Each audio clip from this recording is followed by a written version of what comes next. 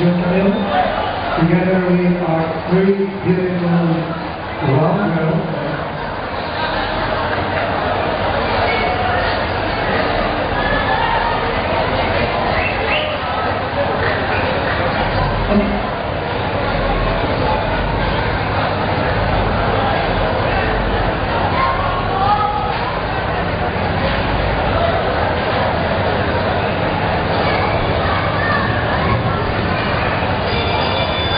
Ladies and gentlemen, your official time, 2 minutes and 7 seconds of round number 1 for your winner by technical knockout and steel, the Philippine lightweight champion, Jay Soliano.